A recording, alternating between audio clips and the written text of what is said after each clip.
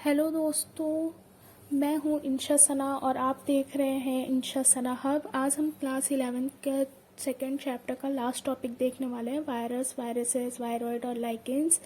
तो चलिए शुरू करते हैं। तो पहले एनसीईआरटी में प्रियॉन्स नहीं था, लेकिन 2018 के बाद से जो नई एनसीईआरटी है उसमें प्रियॉन्स टॉपिक को ऐड किया गया। तो इस टॉपिक को हम लास्ट में देखेंगे, बट पहले जानते हैं कि ये सब होते क्या हैं। तो ये जो चार हैं इनको जगह नहीं मिली। आपने देखा होगा जब 5 किंगडम क्लासिफिकेशन, जो पहली हिस्ट्री ऑफ क्लासिफिकेशन पार्ट 1 है, उसमें आपने देखा होगा कि इसको इंक्लूड नहीं किया गया विटेकर क्लासिफिकेशन में। क्यों नहीं किया गया? क्योंकि ये ट्रूली लिविंग नहीं होते। तो इसमें वायरस को नहीं इंक्लूड किया गया। ट्रू लिविंग इसलिए नहीं है क्योंकि ये रिप्रोडक्शन को नहीं कर पाते हैं, इसलिए इन्हें जगह नहीं मिली।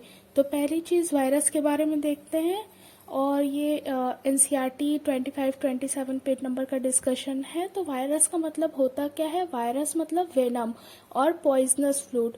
बाई पास्टर ने ये बातें कही थी। Not truly living, non cellular और ए सेलुलर होता है। ये इनर्ट क्रिस्टलाइन स्ट्रक्चर होता है, क्रिस्टल की तरह स्ट्रक्चर होता है। एंड ये सिर्फ मल्टीप्लाई करेगा किसी भी लिविंग सेल के अंदर ही। अगर किसी भी लिविंग सेल के अंदर है तब तो ये लिविंग है, अगर बाहर है तो ये नॉन लिविंग है। नेक्स्ट आगे देखते हैं। कुछ यहाँ पे साइंटिस्ट के नाम है। पहली चीज़ है पास्चर, जो पास्चर ने दिया टर्म वायरस, ये पास्चर ने दिया था। नेक्स्ट है इवानोवस्की। 1892 में इन्होंने TMV के बारे में इन्होंने बताया था। इसमें और क्या इन्होंने बताया था कि ये जो वायरस होती है ये स्मॉलर होती है बैक्टीरिया से। TMV का वायरस इन्होंने बताया था। नेक्स्ट है बेजरनेक ने एक कहें तो contagium vivum fluidum infectious living fluid, ये कह रहा था बेजरनेक का। इन्होंने इन्फेक्टेड प्लांट जो टोबैको थी उससे एक्सट्रैक्ट किए थे कुछ और डेमोन्स्ट्रेशन निकाली थी, उसके बाद इन्होंने ये बताया। लास्ट है स्टैनली। 1935 में इन्होंने कहा वाइस्टर को क्रिस्टलाइज किया जा सकता है, और क्रिस्टल जो होते हैं वो प्रोटीन के बने हुए होते हैं। ये इनर्ट होते हैं किसी भी सेल के बाहर में, और जब भी ये अंदर जाते हैं तो उनके मैकेनिज्म को फॉलो करने लगते हैं और अपना अंदर रिप्रोडक्शन स्टार्ट कर देते हैं। फिर वायरस के बारे में एक चीज़ कही गई थी कि ऑब्लिगेट इंट्रासेलुलर पार्टी पैरासाइट्स होते हैं। इंट्रासेलुलर किसी सेल के अंदर ऑब्लिगेट 100% पैरासाइट होते हैं। अब आगे एनसीईआरटी के डायग्राम हैं जो आया हुआ है क्वेश्चन। ये क्वेश्चन तो डायरेक्ट डायग्राम पूछा गया था। लेबलिंग करनी थी इसमें कि हेड, कॉलर, शेल्ट और टेल फाइबर्स कहाँ पर है। तो टेल फाइबर्स तो आपको साफ पता चलता है कि टेल है, हेड है तो ऊपर में ही होता है, कॉलर है तो ये वाला पार्ट कॉलर हो गया, ये सीधा याद रखना होता है। और ये शेल्टर है जो ऐसे राउट है। एंड ये जो है ये टोबैक मोज़ैक वायरस का दिया हुआ है ये डायग्राम, तो ये आप याद रखिएगा, दोनों डायग्राम इम्पॉर्टेंट है। नेक्स्ट आगे बढ़ते हैं। तो आज हम देखते हैं वायरसेस में होते क्या क्या है। वायरस में एंजाइम नहीं होते हैं। एंड जेनेटिक मटेरियल जो होते हैं वायरस के, वो डीएनए हो सकते हैं, आरएनए हो सकता है, कुछ भी हो। वायरस का जो जेनेटिक मटेरियल होता है वो इन्फेक्शियस होता है, एंड जेनेटिक मटेरियल इन्फेक्शियस होता है। अब जो इसका जेनेटिक मटेरियल की बात करें प्लांट वायरस में, तो SSRNA प्रेजेंट होता है, एनिमल में dsDNA, मतलब डबल स्टैंडर्ड डीएनए, और SSRNA सिंगल स्टैंडर्ड आरएनए। इसके कुछ एक्सेप्शन हैं। प्लांट वायरस में डबल स्टैंडर्ड डीएनए भी देखा गया, और कॉलीफॉर्म मोज़ैक वायरस इसमें एक्सेप्शन है। एनिमल में HIV SSRNA देखा गया, और रियो वायरस होता है उसमें DSRNA देखा गया। तो ये चीज़ें जेनेटिक मटेरियल के बारे में थी, बहुत इंपॉर्टेंट है। देन नेक्स्ट है बैक्टीरियोफेज क्या होता है। बैक्टीरियोफेज का डायग्राम आपने देखा होगा ऊपर एनसीईआरटी में। बैक्टीरियोफेज वो होता है वैसे वायरस जो बैक्टीरिया को इन्फेक्ट करते हैं, उसे बैक्टीरियोफेज कहते हैं। इसका जेनेटिक मटेरियल होता है डबल स्टैंडर्ड डीएनए। नेक्स्ट बात करते हैं इसके प्रोटीन कोड जो होती है वो कैप्सिड को बोलते हैं। कैप्सिड की जो सब यूनिट होती है वो कैप्सोमेयर होता है।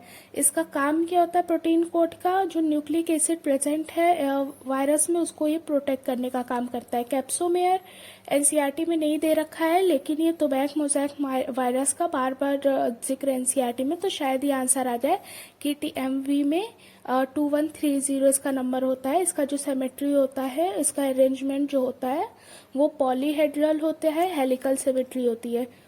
आप इसमें एनसीईआर के एक डायग्राम में देखेंगे टीएमवी में, तो उसमें दे रखा हुआ है, हेलिकल सिमेट्री में अरेंज किया हुआ है डायग्राम। नेक्स्ट है ह्यूमन में diseases, smallpox, chickenpox, mumps, herpes, AIDS, ये सब हैं। ये सब जो डिजीजेस हैं ये सब वायरल डिजीजेस हैं। नेक्स्ट है प्लांट्स में कि सिम्टम्स जो प्लांट में है जो होती हैं, mosaic formation, leaf rolling and curling है लीफ का, येलोइंग होना, वेन क्लीनिंग होना, और भी बहुत चीज़ें हैं, ग्रोथ होना, ये सब चीज़ें, ये सब प्लांट्स में सिम्टम्स नज़र आते हैं। ये सब चीज़ें आप याद रखेंगे।